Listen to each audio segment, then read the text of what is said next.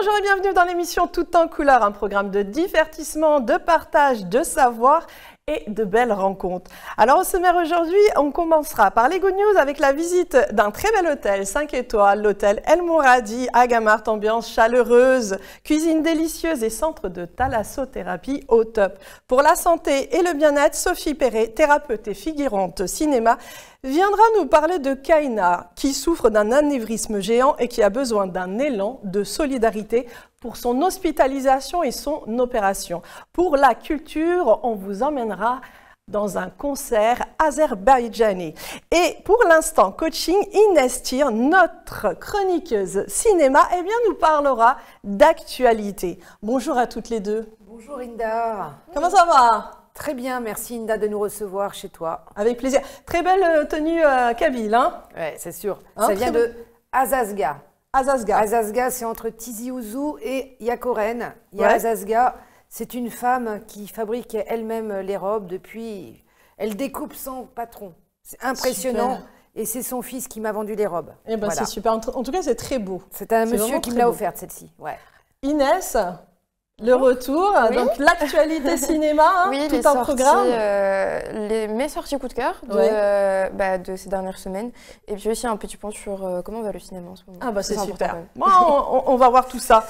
Et moi je remercie vraiment Aïda. Hein, Aïda, oui. Voilà. Aïda m'a confié cette veste que je lui ai achetée. Ouais. Et je trouve, ouais, c'est une jeune femme qui fait des vêtements elle-même. Elle habite Alger. Et j'ai eu un coup de cœur pour elle. Ben voilà, très très belle veste en tout cas, donc merci Aïda.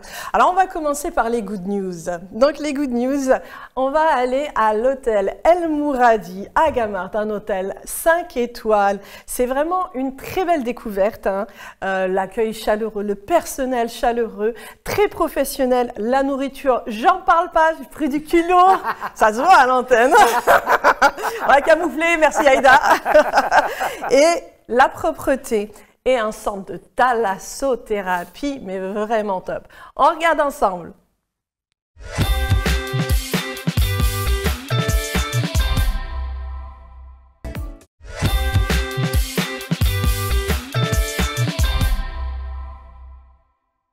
Ah, alors, je vous emmène là-bas. Ah, hein? Moi, je pars tout de suite. C'est splendide. Ah, Sophie, elle a pas arrêté. Ah, c'est beau. Ah, c'est beau. Ah, et le buffet, et la plage, et la mer. Et la thalasso. Et la thalasso, voilà. Oh, Inès. C'est incroyable. Ça vous tente aussi? Oui, j'adorerais prendre des photos là. Ah oui. Si tu veux, je porte tes bagages. Quand même pas. En VIP, hein? Ah, bien sûr. Non, c'est un très très bel hôtel. En magnifique. tout cas, on remercie vraiment l'hôtel El Mouradi, la direction qui nous a très très bien accueillis, donc qui a accueilli l'équipe RTV là-bas sur place. On a pu faire plein de reportages. Vous allez voir justement tout au long de nos émissions, hein, tout en couleur. C'est vraiment magnifique. On a rencontré le médecin aussi du centre de la thalasso, les différents soins, mais ça, ce sera après. D'autres justement capsules, rien que pour vous. Alors là, on va passer à la santé, le bien-être. Santé, bien-être, Sophie Perret, thérapeute, figurante cinéma. Aujourd'hui, vous venez nous parler de Kaina, 48 ans, qui a un anévrisme géant. Alors, parlez-nous de la situation, parlez-nous de Kaina. Alors voilà, je suis Sophie Perret, bonjour à tous. Je suis une ancienne de l'industrie pharmaceutique. Je suis présidente de l'association Beauté Butterfly dans la Loire que j'ai créée il y a 1 an. Et je suis allée en Algérie récemment. Voilà, récemment, je suis allée pour la première fois de ma vie en Algérie. Je suis bretonne par mon père et ma mère, mais ma mère, en 2e noces, s'est mariée lorsque j'avais 4 ans avec un Algérien de Barika, Batna, Chaoui. Donc j'ai été beaucoup imprégnée de l'Orient déjà toute petite. Je suis allée à l'école arabe, j'avais 6 ans. Et c'est sûr que pour moi, ça m'a ouvert beaucoup de choses. Bien sûr. Étant donné que donc, je parlais français, mais je me suis mis... Double culture, exactement. Une richesse. J'habitais dans une cité du 93 à Rosny-sous-Bois, où nous étions une mixité de cultures. Ce qui fait que ça m'a donné ce caractère, ce fait d'être humaniste. Et voilà, j'ai eu besoin... au mois de mars, puisque j'ai perdu ma maman à peu près au même moment que toi, Inda. Hein. Et ma mère est morte dans des circonstances très, très difficile et j'avais beaucoup de peine et beaucoup de haine envers le personnel qui n'a pas porté secours à ma maman. Et j'ai beaucoup parlé à Dieu de m'apaiser et j'ai rencontré quelqu'un kabyle qui m'a parlé de son voyage dans le désert. Et voilà, j'ai eu envie d'aller m'apaiser dans le désert. Une aventure en fait initiatique. Voilà, c'est ça. Ouais. J'ai rêvé d'aller en fait au départ me faire enterrer dans le sable, dans le désert, parce qu'on m'a dit que ça apportait beaucoup de bienfaits pour le corps. Comme je suis tournée maintenant dans les thérapies naturelles, voilà. Ouais. Et j'ai organisé tout doucement et après je me suis laissée porter et Dieu est grand, j'ai pu aller en Algérie. Voilà, je suis partie le 5 mars 2023. Et je ne sais même plus qui c'est qui m'a accompagnée à l'aéroport. J'ai complètement zappé. J'étais tellement impressionnée de partir en Algérie la première fois de ma vie. Et je savais que j'allais pleurer en arrivant en Algérie parce que c'est mon pays d'enfance, de cœur. Et je suis arrivée à Alger. J'ai eu la chance d'avoir le père d'un ami qui m'a servi de chauffeur et de guide. Donc, je suis arrivée en Algérie. J'ai d'abord fait Alger. J'ai visité le monument aux morts. J'ai visité Bab el Oued. Voilà, j'ai visité, la première ville que je suis allée visiter le lendemain, c'était Tipaza, puisque j'étais amie avec Samia Badistrou, qui était la première femme plongeuse du Maghreb. Et malheureusement, avant de partir, j'ai appris qu'elle était décédée, mais j'ai eu besoin d'aller me recueillir pour elle dans sa ville de cœur, Tipaza. Elle a beaucoup fait pour le littoral algérien. Voilà, je suis allée là-bas. J'ai rencontré des gens qui la connaissaient. Ça m'a apaisée aussi. Et ensuite, je suis revenue pour pouvoir aller visiter la Kabylie. Voilà. Et j'ai été suivie par de nombreuses personnes, puisque j'avais un jeune reporter photographe qui m'a suivie dans mon pèlerinage. Bonjour d'ailleurs à Adèle, qui habite à Médéa. Et donc, j'ai décidé donc d'aller en Kabylie. D'ailleurs, c'est pour cette raison que je porte cette jolie robe kabyle que Salem m'a offert. Elle vient de Azazga, qui se trouve entre Tizi Ouzou et Yakoren, puisque j'ai été invitée au Salon du fromage. Voilà. Le 12, c'était le 9 mars. Voilà. Et j'ai été suivie par une dame. Voilà, j'étais suivie depuis pas mal de temps par Kaina. Voilà, c'est Kaina. Voilà, c'est Kaina qui me suivait depuis longtemps sur ma page Facebook. Et quand elle a vu que j'étais en Algérie, elle m'a sollicité. Elle m'a dit « Au secours, ma chère Sophie », puisqu'elle savait que je m'appelais Sophie. « J'ai besoin que vous m'aidiez, j'ai une grave maladie. » Ah, j'ai dit « Ok, mais moi je n'ai pas de voiture, je ne peux pas conduire pour aller vers vous. » Donc on s'est parlé beaucoup et j'ai découvert son histoire. Voilà, j'ai découvert son histoire. Kaina a un anévrisme géant au niveau de sa tête qui fait que quand on lui a découvert l'anévrisme, voilà, ça c'est Kaina après l'anévrisme et c'est Kaina avant. Voilà, Kaina avant, Kaina après. Et là, c'est durant les examens qu'elle a subis, voilà. Elle a dû faire en urgence, donc un IRM. Et comme Kaina a très peu de moyens, elle vit avec 100 € par mois. Donc, je ne sais pas comment vous convertir en dinars algériens, mais c'est pratiquement rien. Elle a dû faire la mendicité pour faire son IRM. Voilà, donc quand elle m'a expliqué tout ça, j'ai été touchée. J'ai été touchée en tant que femme, déjà. Elle a 48 ans. Et j'ai dit, je vais faire ce que je peux. J'ai demandé à Dieu de m'aider. On rentrait dans la période du Ramadan, donc c'était un peu complexe parce que voilà, mais je me suis dit tant mieux. Les gens, ils sont en connexion avec Dieu spirituellement. C'est la période des zakats, des aumônes. Voilà, et quand on fait des dons comme ça, on a des répercussions positives. Bien sûr. Et j'ai été surprise parce que je pense qu'on n'a pas dû bien s'y prendre au niveau de la communication. Moi, je suis pas douée, hein, c'est pas mon métier. J'ai fait un appel à solidarité. C'est Kaina qui m'a aidé à monter ça, parce qu'elle est beaucoup plus douée que moi pour les montages. Parce qu'en fait, pour qu'elle vienne ici en France, parce qu'en Algérie, elle ne peut pas se faire opérer. Donc, elle doit venir en France et le coût, c'est 60 000 €. Alors, au départ, c'était 60 000 € et là, j'ai réussi à trouver à l'hôpital de la Pitié-Salpêtrière un médecin neuroradiologue spécialisé dans son domaine à elle. Il m'a expliqué l'autre jour, c'est 100 000 € l'opération. 100 000 € Et elle n'a pas eu l'accord de la CNAS pour rentrer en France, puisque la CNAS rencontre des problèmes financiers avec la France. Donc, elle ne peut pas être prise en charge par l'Algérie. Voilà, exactement. Okay. Donc, du coup, je ne peux pas attaquer un fourgon blindé, hein, je ne peux pas attaquer, voilà, je ne peux pas. Donc, j'ai décidé de faire appel, avec l'autorisation de Kaina, à tout le monde. La solidarité. Voilà, la solidarité humaine, voilà, ceux qui ont du cœur, les Kabyles, les Algériens, les Français, n'importe quel pays. Voilà, j'ai calculé que si quelqu'un donne 10 €, donc je suis la première à avoir participé dans la cagnotte qu'elle a créée, j'ai donné 10 €. Et ma cagnotte ne bouge pas. Donc, j'ai fait appel à Inda, que je connais. Voilà, je connais Inda depuis 3 ans. Nous avons participé ensemble au premier salon de la foi et de la spiritualité en France, organisé par Sylvie Castro. Oui. On s'est connus à ce moment-là et voilà, j'ai dit Inda, est-ce que tu peux m'aider, s'il te plaît, pour pouvoir aider Kaina? En fait, c'est une chaîne humaine qui se met en place. Depuis la semaine dernière, j'ai trouvé les médecins à la Pitié-Salpêtrière, ils sont prêts à nous aider, mais ça a un coût. Donc voilà, je vous demande de nous aider pour Kaina. Je vous montre aussi, s'il vous plaît, donc le compte CCP de Kaina en Algérie. Voilà, le compte CCP où vous pouvez envoyer des dinars. On pourra le remettre justement. Voilà, voilà des dinars. Et elle m'a fait une autorisation pour pouvoir déposer mon compte en France pour que je puisse payer l'hôpital. Voilà, c'est mon IBAN. Oui. Parce qu'on doit donner 10 000 € pour qu'elle puisse rentrer à l'hôpital de caution. Oui. Voilà, c'est ce que m'a demandé monsieur Nader Sourour. Oui. On doit déposer une caution de 10 000 € à l'hôpital parce qu'ils ont trop de factures ouvertes. Bien sûr, bien sûr. Et ils ont 100 millions d'euros de factures ouvertes qui ne sont pas payées. Donc, les Algériens ne peuvent plus être soignés en France en venant de l'étranger. Et moi, ça m'a touchée. Pourquoi ça m'a touchée? Je suis une ancienne des urgences. Voilà, j'ai travaillé quand j'étais jeune aux urgences et au SAMU. J'étais assistante d'un anesthésiste réanimateur et j'ai assisté avec lui à des miracles. Ça veut dire que je l'ai vu sauver des personnes. Et quand elle m'a parlé de sa situation, je me suis dit, on ne peut pas la laisser mourir comme ça, Inda. Bien sûr. Non, non, surtout pas. On ne peut pas. Moi, je suis croyante, on ne peut pas. Voilà, donc j'ai réussi à voir au salon, enfin au service Babinski de la Pitié-Salpêtrière, Nader Sourour, qui est d'origine égyptienne, qui a été touché par la situation. Et il faut dire que j'ai un peu... non, j'ai pas insisté, mais je lui ai parlé avec mon cœur.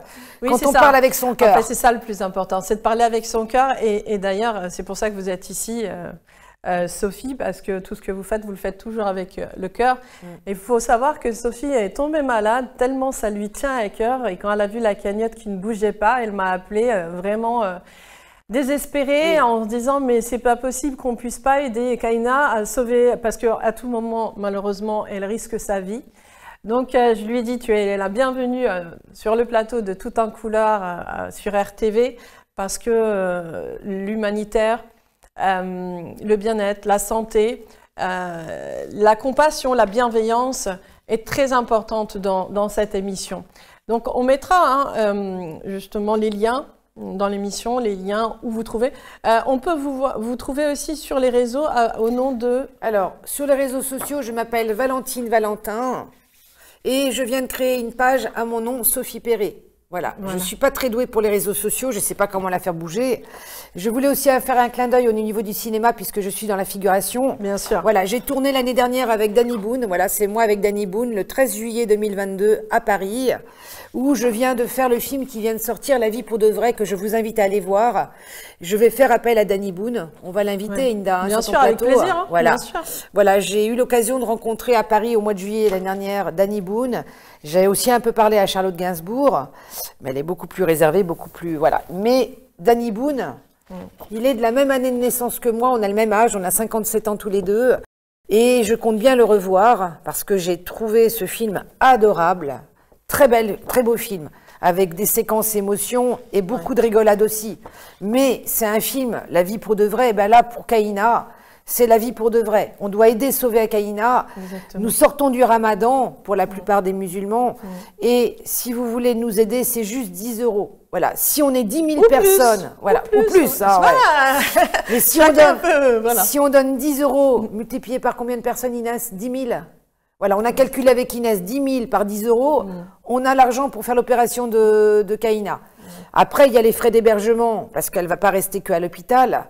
Il faut qu'elle soit arrivée à l'hôtel, qu'elle se stabilise, qu'on l'opère et qu'on puisse la suivre après. Je veux bien passer du temps avec elle. On doit payer les avions, on doit payer... Il y a tellement de choses. Voilà. En fait, il y a tellement de frais. On s'imagine pas à quel point c'est difficile pour une personne étrangère qui n'a pas de sécurité sociale derrière. C'est pour ça qu'il faut toujours, nous en France, on a cette chance d'avoir la sécurité sociale, d'avoir des mutuelles, parce qu'on ne pourrait pas se permettre, malheureusement, de se faire opérer. Tellement c'est cher, tellement ça a un coût. Mais je me dis que la vie humaine, elle est très, très importante. Et si on peut, main dans la main, participer pour sauver une vie, et là, en l'occurrence, la vie de Kaina, qui peut du jour au lendemain partir, malheureusement, parce que cet anévrisme géant met sa vie en péril. Donc, n'hésitez pas à aller sur les réseaux, sur la page Sophie Perret ou Valentine, Valentin, c'est ça ? Voilà, Valentine, Valentin, si vous voulez plus d'informations. On vous mettra en dessous aussi les coordonnées, donc pour pouvoir envoyer des dons. Merci en tout cas, merci Sophie. Et puis Kaina, on vous souhaite vraiment une guérison, on vous souhaite vraiment d'être opérée et que ça se passe bien et surtout que vous puissiez retrouver le sourire. Merci beaucoup Sophie pour Kaina. Alors moi je vous emmène maintenant dans la culture, donc un concert en mémoire du 5e anniversaire du père de la nation azerbaïdjanaise, Heydar Aliyev, et aussi du 40e anniversaire du partenariat UNESCO-Azerbaïdjan. 2 concerts ont été donnés à Paris. Un clin d'œil aussi à Aytan Mouradova, qui est vice-présidente de l'association Dialogue France-Azerbaïdjan. Et donc, vous allez voir 2 artistes azerbaïdjanais qui sont à l'honneur lors d'un concert. Eldaniz Alakbarzad au piano et Algaraim Gouliyev à la flûte traversière. On regarde.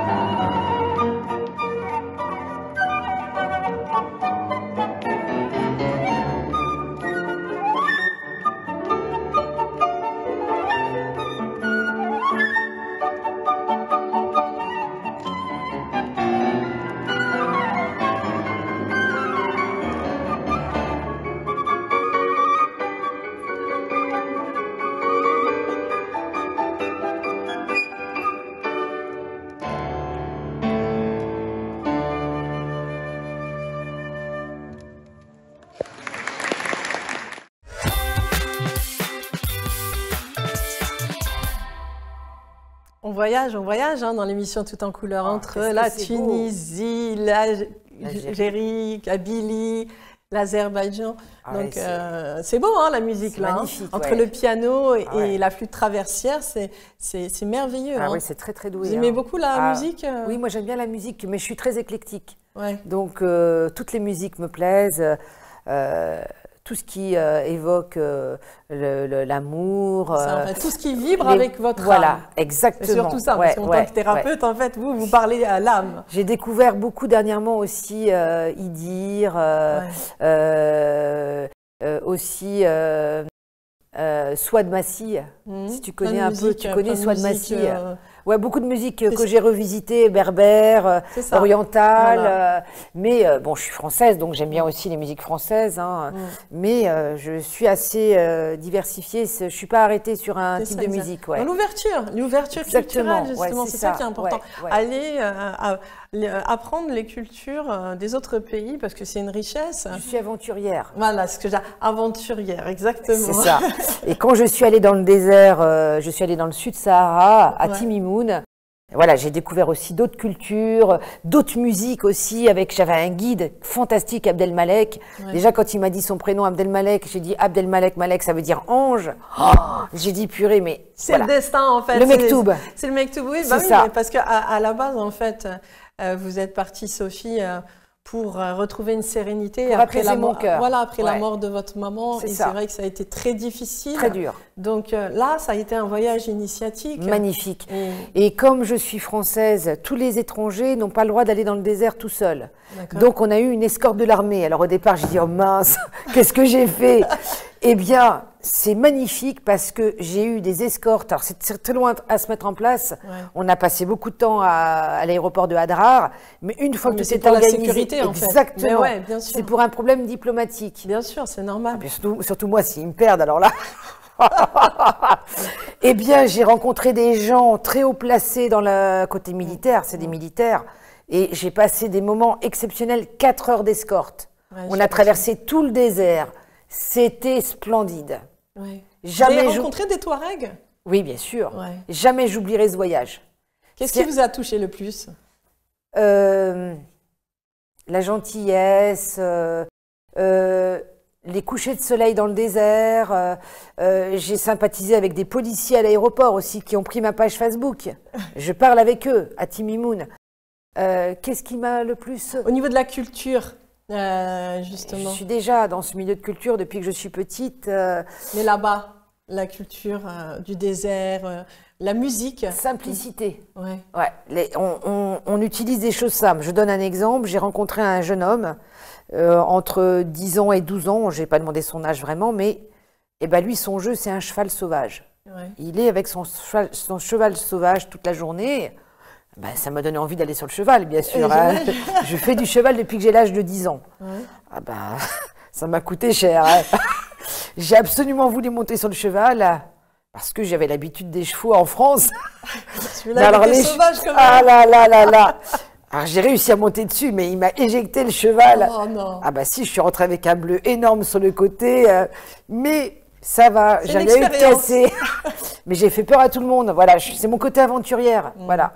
J'ai remercié d'eux tout de suite de ne pas avoir quelque chose de cassé. Mais voilà, les enfants, ils jouent avec peu de choses. J'ai rencontré dans Timimoun, j'ai fait un petit peu une balade dans le désert. J'ai rencontré des enfants, ils jouent avec peu de choses. Voilà, c'est vraiment... Alors qu'en France, les enfants, ils ont des tas de jouets. Là-bas, c'est simple. Voilà. Et ils sont heureux. Ouais, et puis ils nous sourient. Je leur ai dit bonjour. Je ne parle pas leur langue. Hein. Quelques mots? Oui, bien sûr, je parle un peu, je suis arabe, voilà.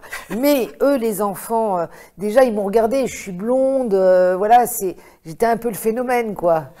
Mais j'ai beaucoup apprécié. J'ai voyagé aussi une association de femmes qui font des tissages, des tapis et tout, à Timimoun. J'ai été invitée. Et ça m'a plu. J'aime bien aller au-devant des gens, voir un peu comment est la vie là-bas. Il faut savoir que là-bas, l'été, il fait 66 degrés. Donc les gens vivent là-bas enfermés avec une climatisation. Ils sortent que la nuit, le soir. 66 degrés, on ne peut pas tenir. Oui, non, c'est sûr. Il faut la clim. Ouais. Ils sont habitués. Ils sont habitués justement à cette chaleur-là. Ils ont leur habitude. Hein. C'est surtout nous, quand on va là-bas à 66 degrés, on se dit, comment je vais faire, je vais tenir. Moi, je me suis dit, c'est une bonne température, c'est mon année de naissance. Ce que j'ai trouvé magnifique aussi, vu du ciel, en avion, c'est une région, le désert, où il y a énormément de culture agronomique. Ça veut dire c'est des énormes ronds et ils tirent l'eau des nappes phréatiques. Voilà, parce qu'avant, il y avait la mer dans cet endroit-là. Et il y a des cultures, c'est vraiment paradisiaque. C'est extraordinaire. Ouais, magnifique, ouais. J'ai rencontré des gens exceptionnels. Ah mais c'est bien, c'est une richesse, hein, et au contraire, il faut partager. Voilà, je suis partie d'une certaine façon et je suis rentrée, j'étais plus la même. Oui, ce voyage initiatique vous a beaucoup apaisé. Hein. Oui. Et en même temps, ce qui est extraordinaire, c'est que comme vous êtes très croyante, très spirituelle, c'est que vous vous en êtes remis à Dieu. Dieu, aide-moi, fais de moi ton instrument. J'ai tout lâché prise. Et en fait, vous êtes parti là-bas et vous êtes revenu avec une mission humanitaire pour Kaina. C'est ça qui est extraordinaire. Ouais. C'est qu'en fait, on ne sait pas où on va, mais on fait confiance au divin. On se laisse porter et en fait, votre mission, c'était ça, c'était de partir là-bas et de revenir pour aider Kaina. J'ai même eu plusieurs personnes qui ont organisé mon voyage dans le désert, c'est même pas moi qui l'ai organisé. Je ne savais pas comment faire et je suis partie avec des euros, donc il y avait le change, etc. J'ai tout lâché et tout s'est organisé de façon incroyable. Et j'ai eu un jeune journaliste, reporter, Adel Guéribi, qui m'a demandé s'il pouvait m'accompagner. J'ai dit oui, il m'a aidé. Et il a fait un joli reportage d'1 minute 30. Et c'est là que j'ai eu plein de followers qui sont rentrés sur ma page, des milliers de personnes. Et là, j'ai atteint un certain nombre de milliers. Donc, je vais devoir créer une autre page. Voilà, j'ai tellement été dans ce reportage que ça a touché d'autres gens. Oui, ça a touché. Exactement. En fait, ce qui est important, c'est d'être un exemple pour pouvoir toucher les cœurs et changer les âmes. On l'espère. Hein. Et surtout... c'est important de dévoiler le regard, dévoiler le cœur. Je dirais plus que j'ai été un vecteur. Voilà, j'ai été un véhicule qui a véhiculé quelque chose parce que Dieu a vu mon cœur, que j'étais partie pour trouver des solutions et j'ai assisté, j'en parle avec émotion, le premier coucher de soleil le soir. Adal, il m'a dit, regarde, il y a des étoiles et j'ai vu une étoile filante passer. J'ai dit, c'est ma mère. Voilà, ça m'a touchée. Tu vois, Tu veux me faire pleurer? Beaucoup d'étoiles filantes ce soir-là. Et j'ai vu, j'ai dit, c'est maman. Voilà, j'ai dit, ça y est. Paix à son âme, paix à son âme et paix aux âmes de toutes les mamans et de tous ceux qui sont partis, bien sûr, de l'autre côté. On est nous-mêmes des mamans. Inda, tu es maman, je suis maman. Bien sûr. Voilà. Mais chaque être aimé qui part de l'autre côté, de toute façon, il est important de se dire qu'ils sont vivants. Voilà. C'est le corps physique qui part, mais l'âme et l'esprit sont toujours là. Donc, on les aime et on les aimera toujours. La relation entre le monde visible et invisible est infime et on le sait très bien. C'est ça, exact, ouais. Hein? Et regarde, vous êtes la preuve vivante que votre cœur est bon et cet amour des autres cultures, cette richesse pour aider votre prochain font de vous une très belle personne et une très belle ambassadrice sur Terre de l'amour. Est-ce que c'est ce que vous prenez? Alors, j'ai appris par une grande amie, Sylvie Castro, que tu connais, que chaque enfant de Dieu est parfait au départ, voilà. Et ça m'a beaucoup aidé, voilà. Pour nous, les êtres humains, on ne voit pas les choses pareilles, mais au départ, pour nous sommes tous des enfants de Dieu, parfaits au départ. Nous sommes tous des êtres venus sur Terre, créés d'amour. C'est ça. Créés d'amour. Moi, je dis qu'avec l'amour, on peut soulever des montagnes. Donc, je me dis que pour Kaina, on peut tout faire. Voilà, on ne va pas lâcher l'affaire. Voilà. Tous les jours, on se connecte. Et je lui remonte le moral, des fois c'est elle qui me remonte le moral, voilà. Et donc je suis sûre, vous qui nous regardez, vous allez avoir votre cœur qui va s'ouvrir. 10 €, c'est rien du tout. C'est quoi? C'est 2 kilos de tomates en France, à peine. C'est ça. C'est 10 cafés. Je ne sais plus si c'est 10 kilos, mais enfin... Non, combien ça coûte un café en France? Je sais pas. 3 €. Peut-être, oui. C'est cher. Ça dépend, si c'est à la campagne ou si c'est dans Paris. Voilà. Et des Kaina, pour chacun, c'est 3 cafés. Voilà, le prix de 3 cafés. Hein, on peut bien faire ça une fois dans sa vie. Alors là, je vais vous emmener à l'instant, justement, coaching avec notre chroniqueuse cinéma, Inès Tyr. Donc, faites-nous rêver. C'est quoi l'actualité d'aujourd'hui au cinéma? Alors, on va parler un petit peu des sorties. On va faire un petit point sortie 2023 de ce qu'on peut voir au cinéma en ce moment pour aller justement rêver un petit peu. Ah, on a besoin de rêver. Exactement. Et ce qui, moi en tout cas, me fait rêver, c'est que le cinéma va de mieux en mieux, qu'il y a de plus en plus d'entrées comparé à 2022 en tout cas, puisqu'on a grandement souffert de la fermeture des salles à cause de la pandémie de Covid. Bien sûr. Et on peut dire qu'on s'en remet doucement. On n'est toujours pas aux chiffres qu'on avait avant 2020, mais il y a quand même une hausse de plus de 32,4% comparé au premier trimestre 2022, donc au premier trimestre 2023. Entre janvier et avril, on a eu 49,03 millions d'entrées, ce qui est quand même un beau score, et ça fait plaisir. Donc il y a plein de grosses sorties cette année aussi, c'est une grosse année 2023. On va avoir le film Barbie de Greta Gerwig, on va avoir le même jour Oppenheimer de Christopher Nolan, Dune partie 2, etc., etc. On a aussi quelques films qui sont sortis, des gros films, des grosses sorties. Je vais vous parler d'un d'entre eux d'ailleurs. Et je vais vous parler de mes coups de cœur qui sont en salle actuellement ou sur les plateformes de streaming actuellement. Et on va commencer par l'une de ces grosses sorties justement, Les Gardiens de la Galaxie 3 de James Gunn, donc un film du Marvel Cinematic Universe. Donc cet univers cinématographique qui est là depuis quasiment 15 ans maintenant. Le Marvel Cinematic Universe est sujet à énormément de débats. Et beaucoup le voient sur le déclin, mais on peut dire qu'avec ce film, il revient en force.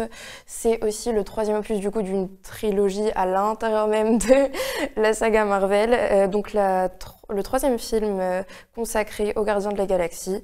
On le rappelle, cette bande de losers de l'espace qui sont très attachants et qui forment leur famille à eux. Et cette fois-ci, on se concentre sur l'histoire de Rocket. Donc c'est un raton laveur génétiquement modifié qui fait partie de l'équipe. Et on se concentre sur comment il en est arrivé là, etc., etc. On va très en profondeur sur sa backstory. C'est très, très touchant. Et on a un vrai développement justement de ces personnages qui sont des losers, de qui on n'attendait vraiment rien. Mais on a un vrai développement, on peut dire presque personnel, mais voilà, c'est un développement de personnages de leur part qui est très touchant. Et c'est un film qui, en plus, a une mise en scène pleine d'énergie, sans oublier la lisibilité de ses combats, puisque Marvel souffre de ça aussi en général. C'est un film qui est très fun, mais c'est aussi un film qui est très émouvant. J'ai pleuré de nombreuses fois devant. Il y a beaucoup de messages, en fait. Il y a beaucoup de messages. Déjà, il y a Les Gardiens, c'est une famille qu'ils ont reconstituée, parce que c'est que des personnes abandonnées, en fait. Voilà, c'est ça que j'aime beaucoup. C'est pour ça que j'aime beaucoup cette saga. C'est ça, plusieurs personnes abandonnées, quand elles se mettent ensemble, ça peut faire justement... Et c'est ça qui est magnifique dans ce film, c'est qu'il y a ce qu'il y avait avant et maintenant ce qu'il y a après. Et maintenant, on regarde en avant et on y va. Et il y a ce message-là dans le film que je trouve très très beau. Et le film est en salle le 3 mai, du coup. Et je conseille grandement d'aller le voir. Et voilà, j'ai adoré. Très beau film. Ma deuxième, c'est un film de super-héros du coup. Je connais les super-héros. je reprécise. Et c'est vrai, moi ce que j'aime beaucoup dans ce genre de film, c'est qu'à la fois c'est le fantastique, l'extraordinaire, mais il y a aussi beaucoup de profondeur dedans. Dans cette saga en particulier, oui. En fait, c'est ça, c'est surtout des messages pour notre jeunesse. C'est pas, voilà, c'est le fait de se dire, parce que malheureusement, beaucoup de personnes, par des mots blessants, peuvent dire oui, toi, tu es un loser, toi, tu es un perdant, toi, tu réussiras pas ta vie. Alors qu'en réalité, on voit bien la profondeur du fait de l'importance de s'allier pour faire quelque chose de grandiose. C'est des losers qui sont mis tous ensemble, qui ont fait une grande famille, qui ont sauvé plein de gens. Donc, moins plus moins, c'est égal à plus, non? Exactement, mais c'est exactement ça, les Gardiens de la Galaxie. Et je suis très heureuse que c'est une saga qui se tient énormément. Je suis très heureuse qu'on ait pu tenir cette saga de bout en bout. Et c'est une saga dans le Marvel Cinematic Universe qui a toujours eu des thèmes très forts et très personnels et très centrés sur l'abandon. Et ça marche super bien. Mon deuxième coup de cœur, c'est un film algérien qui s'appelle La Dernière Reine, réalisé par Adila Bendimerad et Damien Ouari. Et ça parle d'une légende algérienne de 1516 qui du coup, c'est une vraie légende. Le roi Salim Toumi se fait assassiner et le royaume est menacé par des pirates, juste après avoir réussi à vaincre les Espagnols. Donc on va suivre sa femme Zafira, qui va se battre comme elle peut tête haute contre les pirates et contre l'oppression. C'est un film qui est magnifique. Déjà, les décors sont magnifiques, les costumes sont magnifiques, l'ambiance est magnifique. Et c'est aussi un film qui est bouleversant, qui nous rappelle énormément les tragédies grecques et qui est mise en scène comme telle. Et bon, déjà, ça fait du bien de voir un film algérien, puisque moi, ça me rapproche aussi de ma culture et que ça me fait du bien. Et de voir un film algérien aussi magnifique, qui raconte en plus quelque chose d'historique. Déjà, je trouve ça très important. Et en plus, c'est un film qui est juste tout seul extrêmement bouleversant, avec une performance de Adila Benzemirat, qui est la réalisatrice et l'actrice principale. Ça, je trouve ça extrêmement impressionnant. Et c'est vraiment un film que je conseille de voir, qui est en salle depuis le 19 avril. Et voilà. Et le cinéma maghrébin, ces derniers temps, se porte très très bien. Et ça fait vraiment, vraiment plaisir à voir. Moi, je l'ai vu ce film. Hein. Tu l'as vu? Ah oui, je l'ai vu, Okay. je l'ai vu. Ah oui, je l'ai vu. Bon, en fait, ça m'a bouleversé ce film parce que c'est vrai, il est très beau, mais c'est waouh, c'est assez fort, hein. C'est très émotionnellement. Franchement, c'est assez fort. Et puis, ça montre bien la période historique. Justement, et c'est important d'avoir des films historiques des films distribués en France qui parlent de l'histoire maghrébine et de l'histoire algérienne. Mais surtout de la femme, de la femme exactement. Forte, parce que là, ça c'est un message fort. C'est la femme forte qui doit être, c'est la maman, c'est l'épouse à qui on a assassiné le mari, mais c'est aussi justement la reine qui doit tenir debout le royaume. Qui tient son peuple. Voilà, qui tient son peuple. C'est très c'est quelque chose de très très fort, donc c'est un film vraiment que je conseille aussi de voir. Il est sorti le même jour que La vie pour de vrai de Danny Boone, le 19 avril. En tout cas, c'est un film pareil, qui m'a retournée complètement et que j'ai été très heureuse de voir. Il s'appelle comment? La dernière reine. Ok, La dernière reine. Alors après, le coup de cœur mon troisième coup de cœur, c'est le film Tetris de John S. Baird. C'est l'histoire de la commercialisation du jeu Tetris. Donc un des jeux les plus célèbres, le jeu où on met les blocs ensemble pour que... Oui, j'ai vu aussi, il en parle. Et, de ce film, bande-annonce, Et du coup, c'est l'histoire de Hank Rogers, un commercial dans le jeu vidéo dans les années 80 qui va se battre pour Tetris contre une URSS corrompue. Donc, comment dire, c'est un film qui a beaucoup de suspense, beaucoup de tension, mais aussi c'est une belle histoire d'amitié entre lui, ce gars-là, et le créateur de Tetris, Alexei. C'est en plus une mise en scène superbe, une écriture efficace et une performance de Taron Egerton, qu'on connaît à la base de Kingsman, mais aussi de Rocketman, le biopic sur Elton John, et qui donne une performance assez impressionnante et qui est exceptionnelle. C'est un film qui en plus a une image vraiment très belle et qui a un rythme à la fois efficace et très bon. Donc je le recommande grandement. Il est disponible sur Apple TV et sur MyCanal, puisque maintenant, les abonnés MyCanal profitent aussi de Apple TV. Et Tetris, là. Oui. Moi, je n'ai pas vu ce film-là. C'est un peu les jeux vidéo d'avant, là, c'est ça, vraiment. avec faire des formes. Tu vois la Game Boy? Voilà. Oui, voilà la Game Boy. Oh là là, ça date, hein. C'est un jeu la Game Boy. Oui, je me rappelle. Voilà. Mais c'est mis au cinéma, ça doit être quand même assez... En fait, dans la mise en scène, ils mettent aussi justement des petits, ce qu'on appelle des cartons, donc tu sais, des mini-séquences qu'on met entre les séquences pour passer à autre chose. Par exemple, quand un personnage voyage, là ils font ça, mais sous la forme, justement, l'image comme il y avait sur la Game Boy. C'est ça, donc, exactement. Du graphisme 2D à l'ancienne, sur les vieilles consoles de jeux vidéo, et colorisé pour le film. Donc c'est très beau.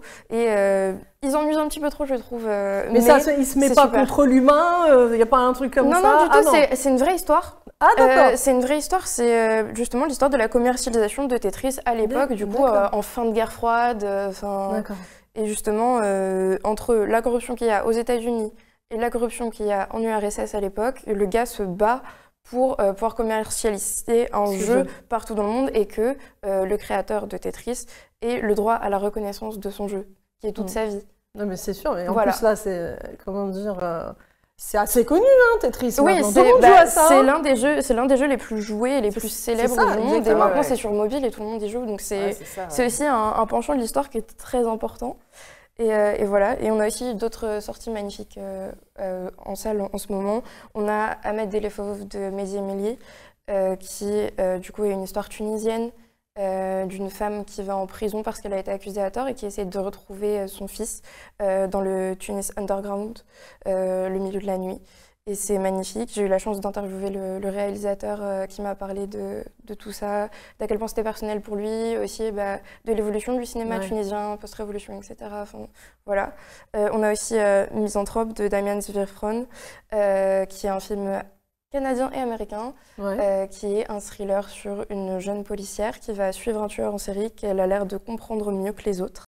Et on a encore Mario qui est au cinéma, donc adapté du jeu vidéo célèbre. Et on a encore Suzume, un film japonais qui raconte l'histoire d'une jeune fille qui a perdu sa mère dans un tremblement de terre et qui se retrouve totalement au hasard à contrôler les tremblements de terre et qui doit sauver le Japon, tout simplement. J'aime beaucoup aussi le cinéma asiatique. Hein. Oui, là, c'est un film d'animation. Je suis fan du cinéma asiatique, des mangas, des animés, des séries coréennes. Oui. Il y en a plein qui regardent ça. Le cinéma coréen est très important. C'est magnifique. Hein. Et le cinéma coréen, c'est très particulier l'histoire de la Corée parce qu'ils n'avaient pas le droit de faire des films vraiment. Ils ont été libérés politiquement quand il me semble 1993. Ouais. Du coup, c'est extrêmement récent, ça a 30 ans. Et en fait, quand le gouvernement s'est installé, ils ont tout misé sur la culture. Enfin, tout misé. Voilà, j'extrapole, mais... et du coup, le cinéma coréen a eu un impact tout de suite, quasiment. Et ce qu'on a pu voir avec, dès les années 2010-2020, Parasite de Bong Joon-ho qui remporte un Oscar, etc.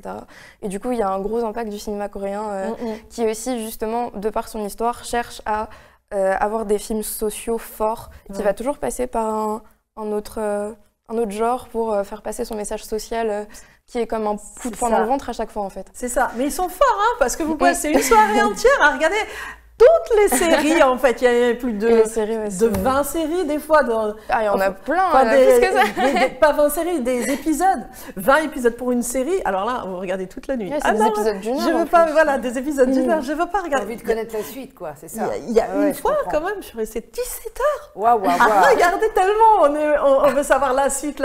Mais c'est extraordinaire, en fait, ils ont ce côté où en fait, ils suscitent notre intérêt et on veut toujours savoir la suite. Hein. C'est captivant. C'est ça, on est capturé. Il y a un vrai pouvoir de l'émotion, en fait. C'est ça, exactement. Ils savent captiver très bien. Ils touchent le cœur. Je pense que même le cinéma français a beaucoup à apprendre du cinéma coréen, mais beaucoup de gens pensent ça de toute manière. Mais vraiment, leur manière de parler des choses... exceptionnel et marche très très bien et marque en fait. C'est obligé de marquer et de captiver. C'est ça, il marque les esprits et en plus, je pense que l'humain est un être, enfin je sais pas, je pense, c'est sûr, l'humain est un être émotionnel et quand on parle aux émotions, c'est là où ça captive son attention. De toute façon, pour moi, les films les plus marquants, c'est les films qui ont une sorte de sincérité et ces trois films-là, et à chaque fois que je parle de films, c'est vraiment des films qui m'ont touchée au plus profond de moi. Et même, on peut se dire, un Marvel, nanana. Mais Les Gardiens de la Galaxie, c'est particulier parce que ça parle d'abandon avec une justesse immense et ça parle de trouver qui on est, trouver sa famille et aller de l'avant. Et ça me touche énormément. C'est ça. Quand tu parles, excuse-moi Inès, de choses véridiques, comme je sais que tu es chroniqueuse et que tu es dans le domaine du cinéma, moi je suis dans la figuration, il n'y a jamais de hasard. Hein. C'est pas par hasard qu'on s'est rencontrés. J'ose espérer, comme tu es beaucoup plus jeune que moi, que tu pourras faire quelque chose, un reportage sur Kaina. Avec grand plaisir. Parce même que pour les Kaina, réseaux sociaux, etc., avec grand plaisir. Kaina a élevé ses frères, puisque les parents n'étaient plus là, et ses frères l'ont abandonné. Voilà. Et moi, j'ai aussi une histoire en parallèle, c'est pour ça que je me suis attachée à Kaina, où je me suis débrouillée toute seule avec ma mère, car mes frères nous ont abandonnés. Voilà. Et parce que des fois, il y a des situations... il y a toujours ce sentiment d'abandon. Et voilà, c'est ça. Et moi, je me retrouve dans ça. Et vraiment, je remercie beaucoup Inda de m'avoir invitée. Ça s'est fait très rapidement parce que j'ai dit au secours, Inda, aide-moi. J'étais en effet désespérée. C'était pas vraiment le mot, mais inquiète. Voilà, inquiète. Comment je vais faire pour avancer? Parce que maintenant qu'on a trouvé les médecins, il faut qu'on puisse avancer. Trouver les fonds. D'ailleurs, on va redonner vos pages de Facebook, donc Sophie Perret. Alors, surtout celle-ci, Celle-ci, Valentine Valentin, qui est mon nom de pseudo. Ouais. Et j'ai ouvert une page sur celle-ci. J'ai ouvert ma page avec mon vrai nom, Sophie Perret. Voilà, je suis en train aussi d'être aidée par un coach dans un autre domaine où je vais ouvrir d'autres pages. Ce sera au nom de Sophie Perret. Voilà, c'est ce qu'il faut. Pas dans le domaine de Kaina, mais un autre domaine dont on en parlera peut-être un jour. Oui. Hein. Et je vous invite vraiment à faire un don. Voilà, je donnerai mon IBAN. Oui, parce que je dois rapidement donner une caution à l'hôpital de la Pitié-Salpêtrière pour réserver son séjour du 1er juin au 6 juin. Donc, elle va être 5 jours pour subir d'abord une angiographie. Voilà. Monsieur Nader Sourour va regarder comment il peut opérer. C'est ça. Parce qu'on a quelques examens qui ont eu lieu il y a 16 mois en arrière en Algérie, où Kaina, n'ayant pas 1000 € dans sa poche, elle a dû faire la mendicité pour faire cet examen. C'est impressionnant. Ouais. Mais elle vit avec 100 € par mois. Ouais. Il fallait qu'elle ait 10 mois de... Voilà. Et donc, elle est allée frapper aux portes, et là, elle est un peu... Eh bien, elle vous a trouvé, en tout cas, Sophie Perret, elle vous a trouvé, enfin... Je pense que c'est le divin qui vous a amené vers Kaina, voilà, c'est ça. Pour être son porte-parole ici, hein, ça, je suis son dans l'international, ouais. Pour toucher les cœurs, pour aider Kaina, justement, qui souffre d'un anévrisme géant. Et c'est important, justement, d'ouvrir le cœur et surtout d'aider, comme on peut, bien sûr, parce que je sais qu'il y a tellement de personnes en souffrance. Et il y a tellement d'opérations qui n'ont pas été faites faute de moyens. Donc n'hésitez pas si vous voulez aider Kaina. Je me permets de rajouter, voilà, je demande à tout le monde bien sûr de nous aider, mais notamment à la communauté kabyle, puisque Kaina est kabyle, et je sais qu'il y a des kabyles dans le monde entier.